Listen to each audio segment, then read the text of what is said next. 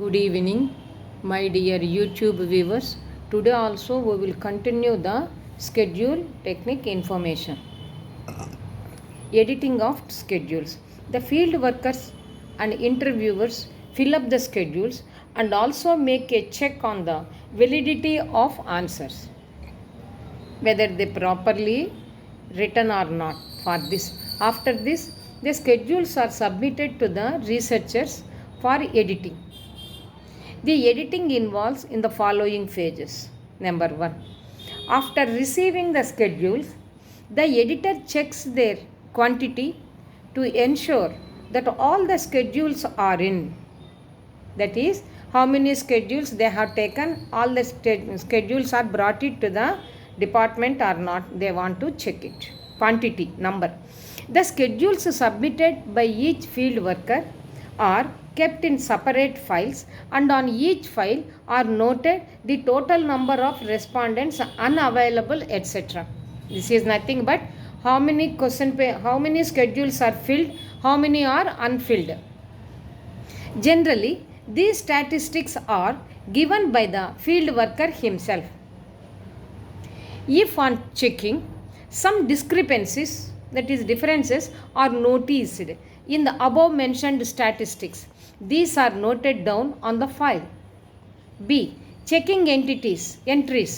A schedule contains a large number of questions.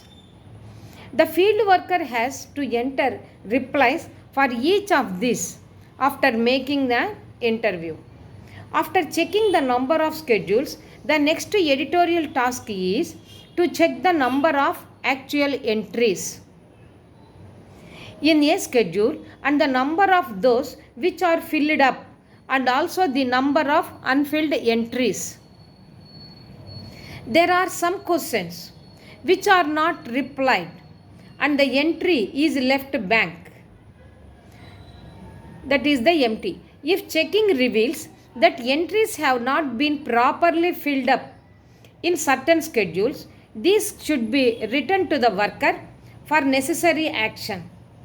Necessary action is nothing but go back and do once again.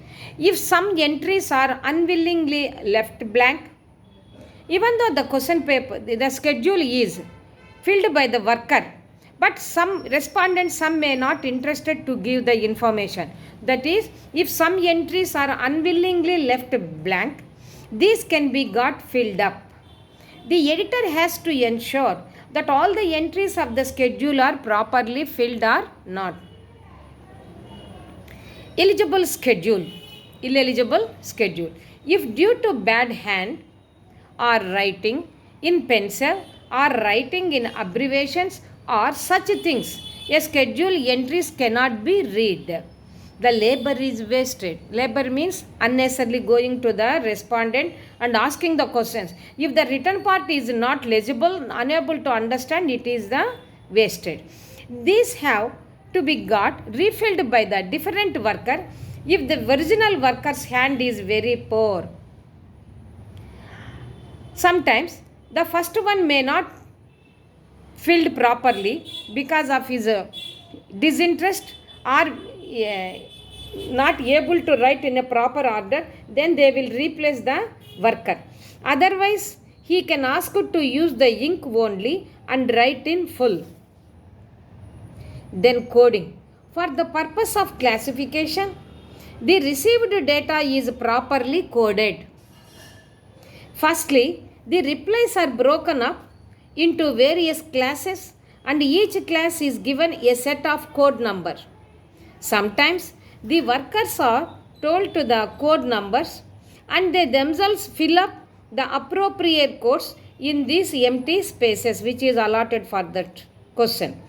Though this saves a lot of time, yet it is quite a risky procedure. The worker can fill in wrong codes due to carelessness or forgetfulness, and this would vitiate the whole effort. Accordingly, it is more advisable to do coding at the editing stage.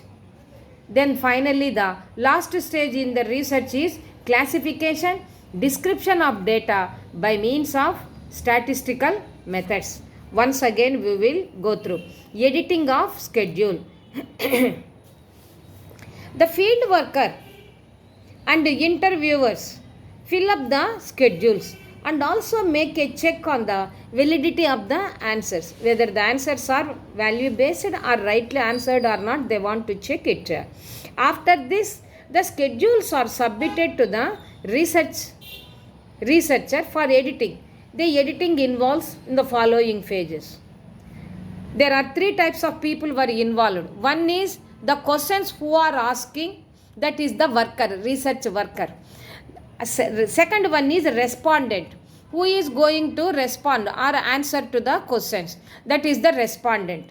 One is the research worker, second one is the respondent, third one is the editor. After fill up all these things, questions, then the third person will enter whether the schedule is properly filled or not. So that is the part of third person, that is the editor. Okay, after receiving the schedules, so it is under the control of editor. The editor checks their quantity to ensure that all the schedules are in. Okay, all the what we send, the amount of the quantity, number of the schedule, whether we got it the same number or sometimes they may turn up or tore it, or it may be disturbed by some other people. So first one is editor work is to count the schedule number. The schedules submitted by each field worker are kept in separate files, and on the each file are noted the total number of respondents unavailable, etc. When we send it, example, when we send the 20 schedules or 50 schedules, whether the research worker 50 they brought it or not, first we will check them, they brought it. Even though if there are 50, all the 50 schedules are filled or not. So if it is not filled means, that is sometimes the respondent may be available or unavailable. That time also he cannot ask the another respondent. So if on checking some differences that is are noticed in the above mentioned statistics, these are noted down on the file. So we are, even though we went to the respondent house, the respondent is not available, that's why we brought it empty. So every point we are noting down on the file. Second, checking the entries, how the respondent has filled it. A schedule contains the large number of questions. The field worker has to enter replies, that is responses, for each of these questions after making the interview.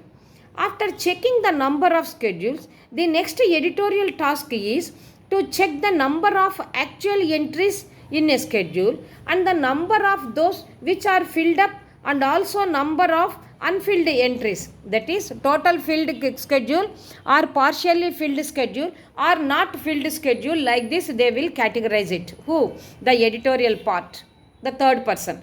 There are some questions which are not replied and the entry is left blank.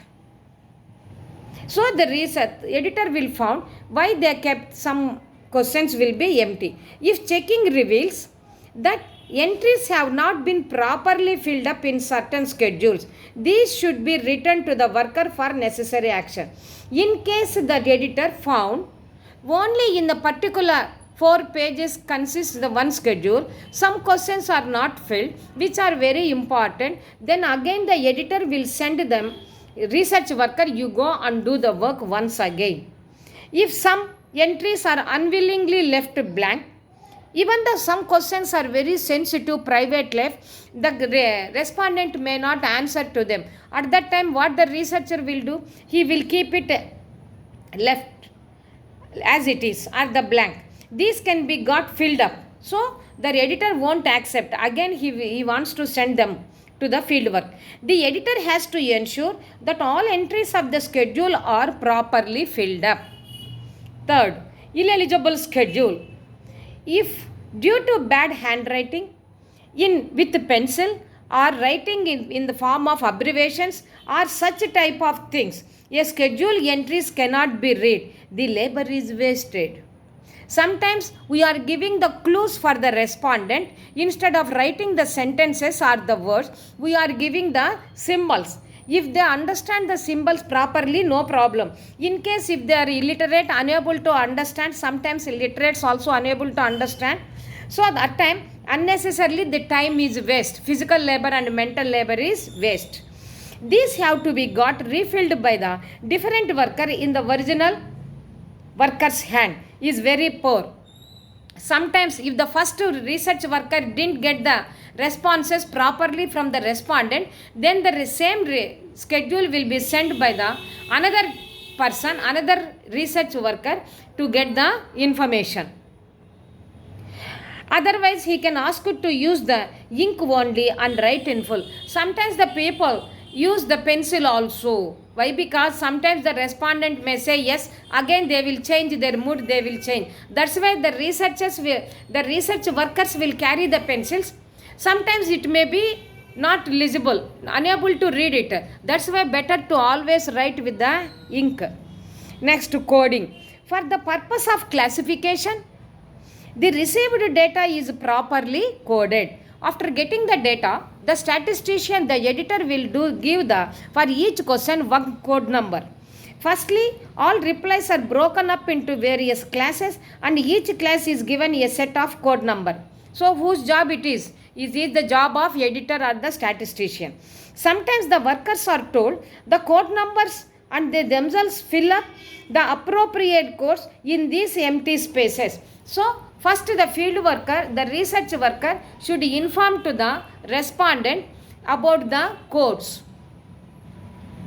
When they are following properly, then it is easy for the editor to simply count the codes.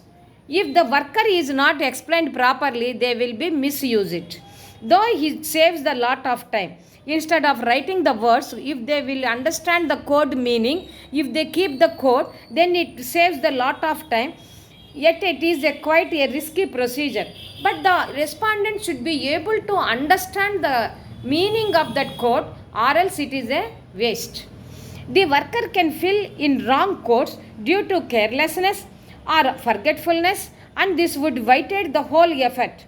Sometimes the respondents giving the answers will be very lawfully, carelessly, not useful for us. In such a way, when they are thinking and give the another code for A question, they will give the fourth answer question for the A question, first question. It is useless.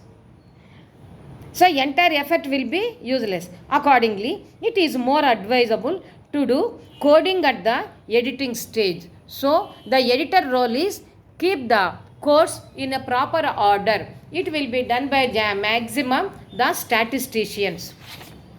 The last stage is research in this classification and a description of the data by means of statistical method.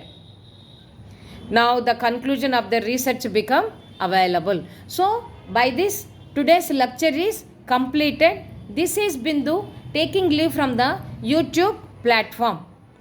So if you go and ask the questions directly to the field work in social sciences, we can call it as doctrinal, the empirical research. If people are not interested to go for the field work, if they want to do the research through the library sources, then we call it as doctrinal research. But we will get the qualitative and authentic data if you go for the field work. This is the closed information about the research methods. So this is for you, the research workers. It may be useful, these two words. Okay. This is Bindu taking leave from the YouTube platform. Good day and good night. If possible, please do subscribe.